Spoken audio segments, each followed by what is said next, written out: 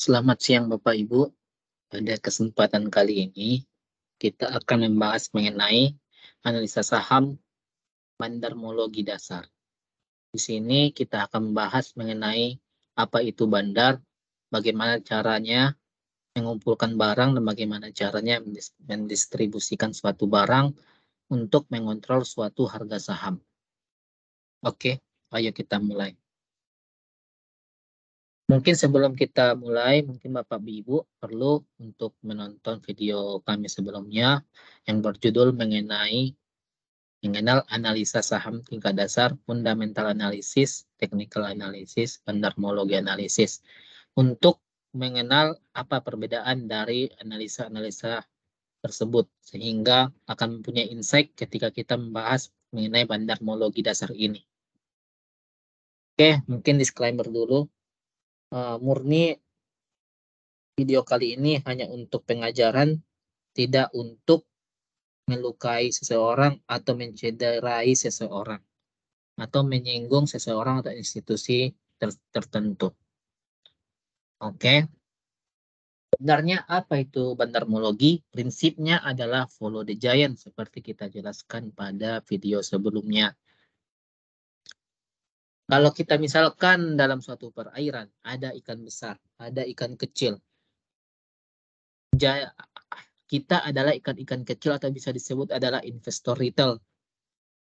Sedangkan ikan besar ini adalah giant market maker atau smart money yang mempunyai uang banyak gitu. Jadi prinsipnya adalah ikan-ikan kecil ini seperti kita mengikuti giant atau market maker ini supaya bisa sama-sama untung begitu. Jadi kita bisa menungganginya sehingga akan mendapatkan profit juga di akhirnya nanti. Tapi bisa juga kita dikecoh oleh market maker ini. Tapi peluangnya itu berdasarkan analisa kita nanti. Intinya adalah dari analisa ini adalah follow the giant.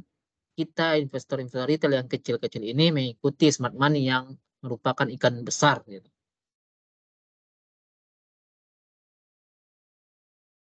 Dalam pasar saham, Bapak Ibu, untuk membeli saham pasti kita menggunakan suatu jasa broker. Nah, jasa broker itu ada yang Philips Sekuritas, Ipot Sekuritas, Ajaib Sekuritas, dan lain-lain. Ada juga UBS, JP Morgan, Trimega, dan lain-lain. Nah, kalau kita lihat di kotak ini, ada di kotak abu-abu itu adalah kotak di mana banyak investor retail yang menggunakannya, broker-broker yang sering digunakan oleh investor retail, atau broker-broker yang sering digunakan oleh ikan-ikan kecil seperti kita. Untuk apa gunanya mengenal ini? Supaya nanti kita bisa lihat transaksi setelah broker sumari dibuka di akhir penutupan suatu market nantinya. Sedangkan yang di kanan itu ini adalah atau yang hijau ini adalah ikan-ikan besar, di mana broker-broker yang sering digunakan oleh market maker atau smart money. Ada UBS, JP Morgan, dan lain-lain. Ada juga Bapak Ibu yang investor retailnya banyak, ada ya, di dalamnya, market makernya juga banyak di dalamnya, yaitu Mirai Aset dan Mandiri Sekuritas. Di sini mungkin kita akan sering terkecoh kalau kita hanya mengandalkan ini. Untuk bisa mengandalkan ini, kita harus tahu juga prinsip akumulasi dan distribusi nantinya. Oke, awalan kita sudah mengenal broker tadi, apa yang sering digunakan oleh investor retail dan apa yang sering digunakan oleh market maker atau smart money. Berikutnya adalah siklus market, gimana suatu harga itu bisa terbentuk, gimana suatu harga itu bisa naik dan bisa turun. Siklus pertama adalah fase akumulasi atau still phase, fase sembunyi-sembunyi.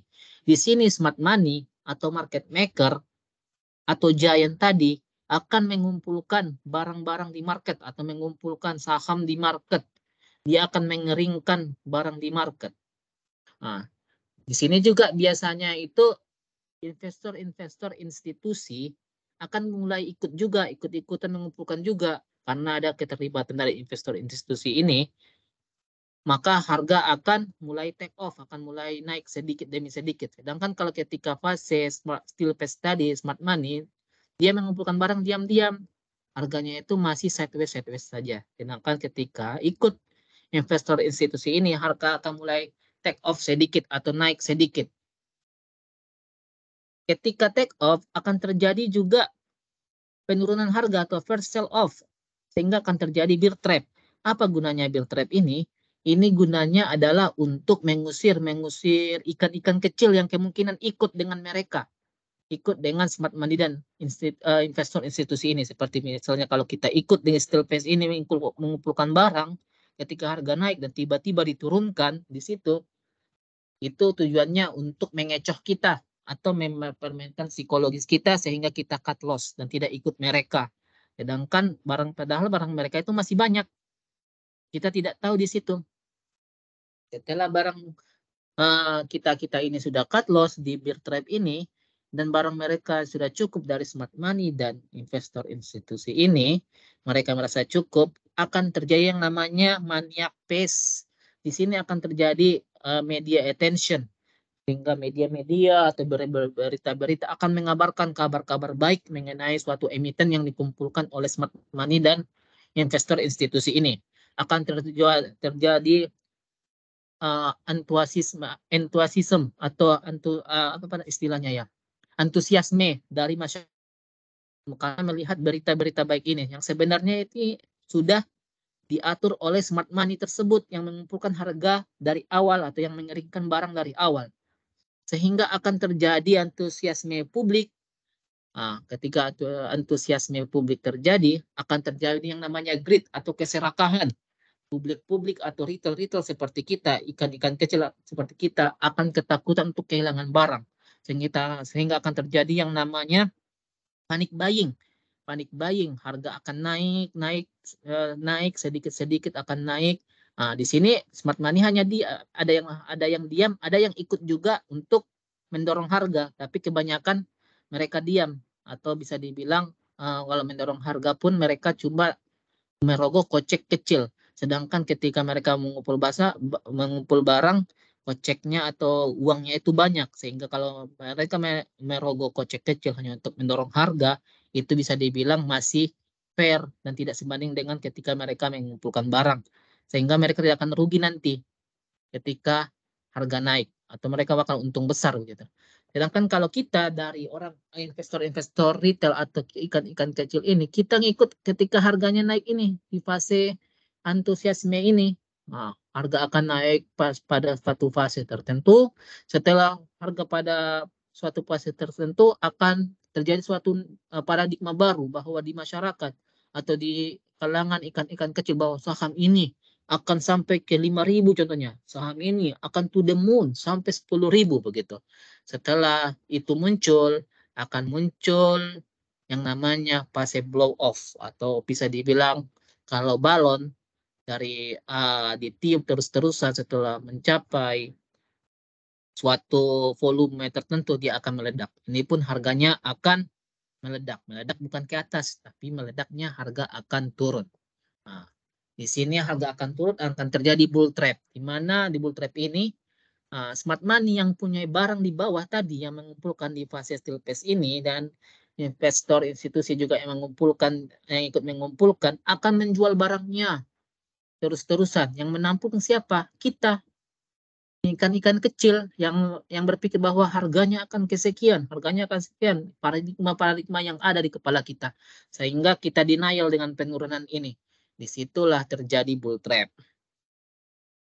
Dengan adanya denial ini, kita mikir bahwa harga turun ini adalah koreksi positif istilahnya, atau sering di market itu adalah koreksi positif. Setelah koreksi positif, harga market maker tadi atau institusi investor tadi akan menaikkan harga lagi. Bisa dibilang ini adalah technical rebound sedikit. Technical rebound untuk memancing antusiasme lagi.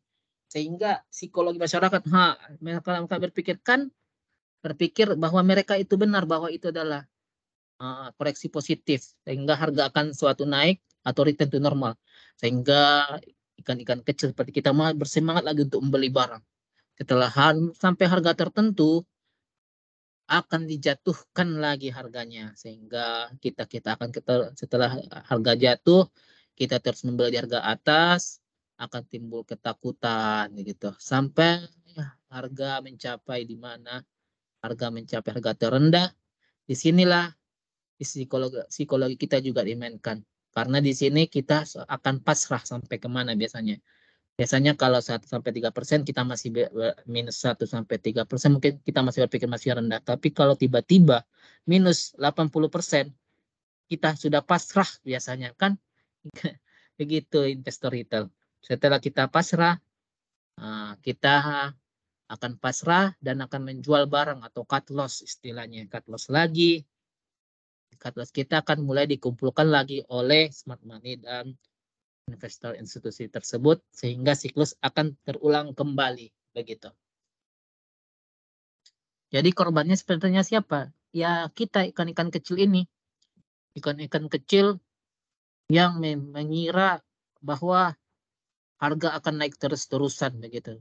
Sedangkan kalau kita ikuti dengan ikan-ikan besar tersebut, kalau mereka sudah mulai menjual, kita ikut menjual di harga atas tadi tersebut, kita sudah untung teman-teman. Tapi karena keserakahan kita, permainan psikologi yang dilakukan oleh smart money dan investor institusi, kita terjebak sehingga cut loss dan rugi. Sedangkan uang kita sudah dibawa pulang oleh giant atau market maker dan institusi investor tadi.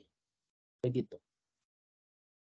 Jadi bagaimana cara mengikutinya supaya kita tidak terjebak greed, paradigma baru tadi, denial, dan lain-lain. Sehingga kita bisa ikut taking profit ketika smart money dan investor institusi taking profit. Bagaimana caranya? Kita harus tahu kita harus tahu kapan itu fase akumulasi terjadi. Di fase itu kita bisa ikut. Begitu. Akumulasi adalah untuk perpindahan barang dari banyak pihak ke sedikit pihak. Berarti dari barang receh-receh ditampung oleh satu orang. Bisa dibilang kalau dalam market atau dalam ekonomi sekarang itu adalah ditimbun. Barangnya ditimbun oleh suatu pihak tertentu begitu. Barang-barang di pasar ditimbun oleh suatu pihak tertentu. Tujuannya apa? Untuk membuat kelangkaan begitu. Begitu juga tadi steel pace, dia tuh mengeringkan saham di pasar untuk membuat kelangkaan supaya dia bisa mengatur harga begitu. Di sinilah kalau kita jeli kita bisa ikut ambil kesempatan di sini, ikut mereka mengumpulkan barang begitu. Sehingga kita tidak perlu mengambil di harga atas lagi. Ketika mereka jualan nanti kita juga ikut jualan, kita bisa untung begitu. Kalau dari broker summary kita bisa lihat ketika kita bisa lihat bahwa contohnya ini adalah AK dan BK mengumpulkan barang sampai 10 miliar dan 7,3 miliar. Sedangkan penjualnya itu jauh lebih kecil-kecil, 7 miliar, 5 miliar. Bisa dibilang barang ini dikumpulkan oleh suatu market maker atau giant tersebut. Sedangkan distribusi adalah perpindahan barang dari sedikit pihak ke banyak pihak. Nah, kayak kalau dalam retail distributor lah istilahnya. Dari suatu pabrik didistribusikan ke masyarakat yang banyak begitu. Itulah distribusi. Ketika distribusi ini terjadi biasanya itu harga akan turun. Nah, harga akan turun karena barang yang ditimbun tadi itu didistribusikan oleh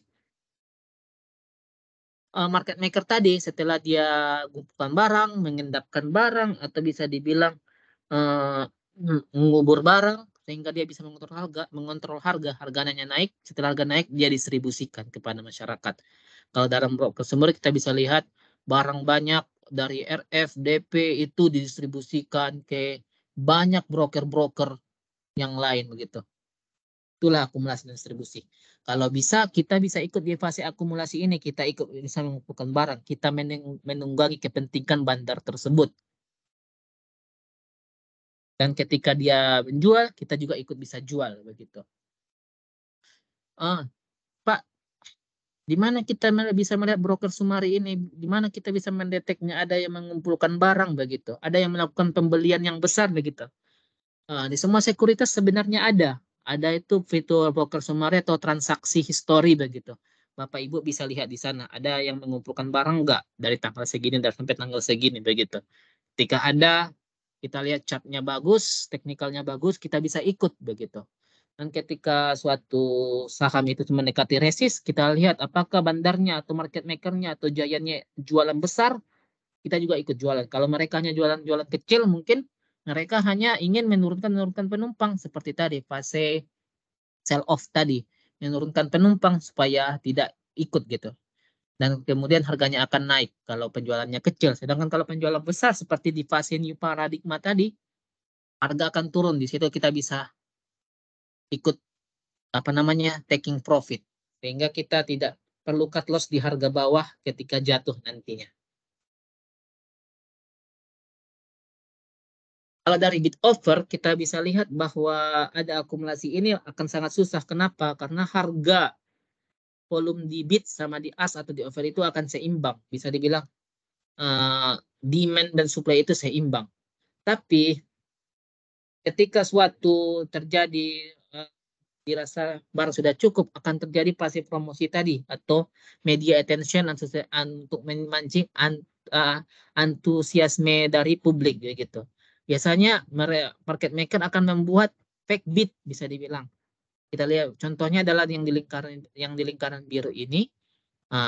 Biasanya yang kepalanya satu atau kepalanya berapapun yang angkanya hampir mirip, itu adalah bid palsu yang kapanpun bisa dicabut oleh market makernya. Tujuannya apa? Tujuannya untuk memberitahu kita ikan-ikan kecil bahwa ini loh, banyak yang pengen beli, banyak yang ingin beli barang ini. Maksudnya dia menciptakan demand palsu. Ketika demand akan lebih besar daripada supply barang secara ekonomi, harga suatu barang itu akan naik. Tapi di sini kasusnya dia melakukan demand itu adalah demand palsu. Dia sendiri yang membuat, sedangkan sebenarnya dia tidak mau membeli. Tujuannya hanya untuk memancing orang-orang untuk membeli, sedangkan dia tidak membeli.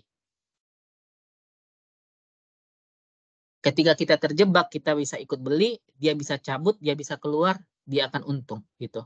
Ketika setelah fase promosi ini, harga akan naik, seperti kita lihat, dia akan markup.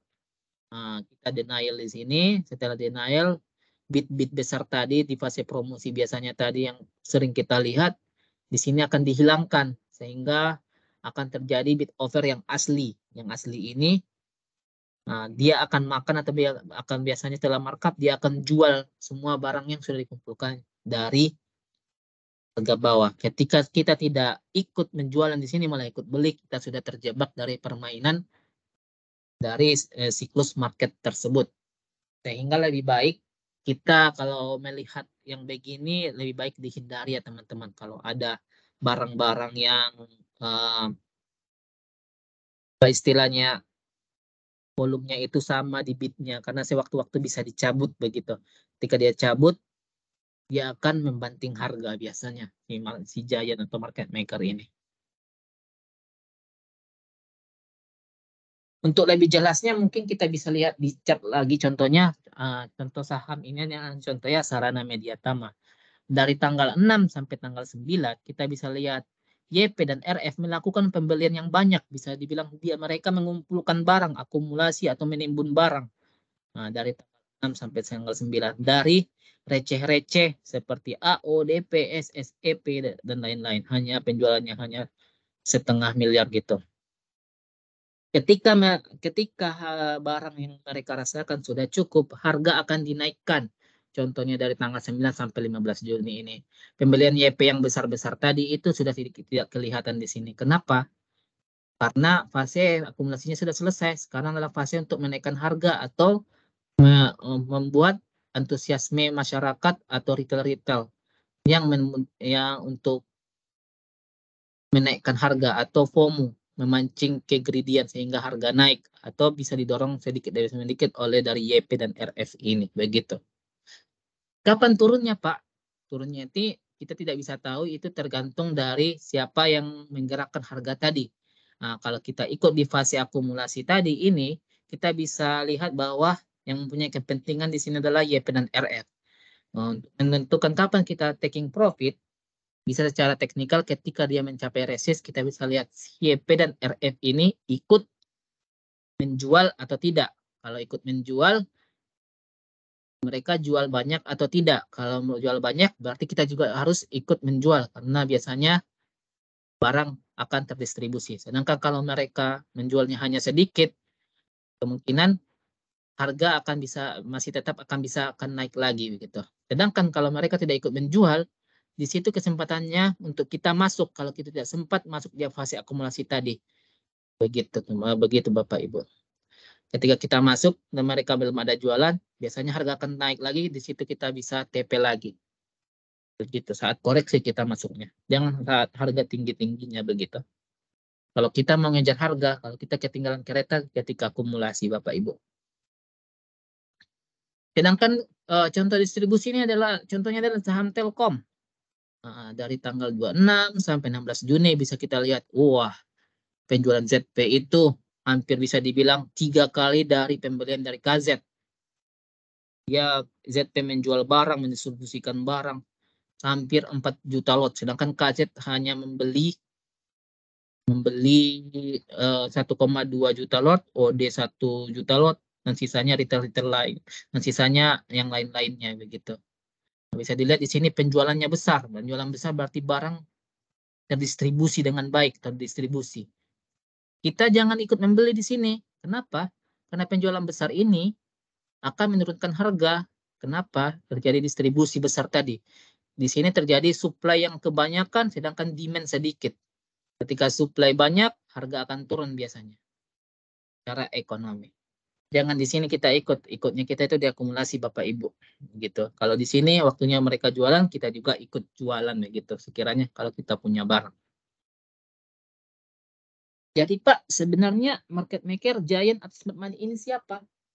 Sebenarnya mereka ini adalah suatu bandar yang terdiri dari satu atau sekumpulan orang yang mempunyai tujuan yang sama. Tujuan yang sama apa? Bisa menggerakkan harga atau punya kepentingan tersendiri gitu. Pasti ada kepentingannya untuk menaikkan harga. Dan mempunyai sumber daya yang besar. Apa sumber dayanya? Yaitu uang besar tadi. Untuk bisa memainkan supply dan demand dari suatu saham. Ketika mereka bisa menguasai supply dan demand suatu saham, mereka bisa mengatur harga suatu saham tersebut. Mereka akan terjadi suatu siklus yang kita bahas sebelumnya. Mereka bebas mengatur saham tersebut karena supply-nya itu paling banyak di mereka, barang paling banyak di mereka. Begitu Bapak Ibu. Mungkin cukup sekian. Nanti kita akan lanjutkan lagi mengenai teknikal. Nah, kalau ada yang salah, mungkin saya minta maaf. Kalau ada yang kurang jelas, mungkin bisa ditanyakan lagi di komentar nanti, di komentar dari video ini. Salam sehat, happy cuan semuanya. Selamat siang.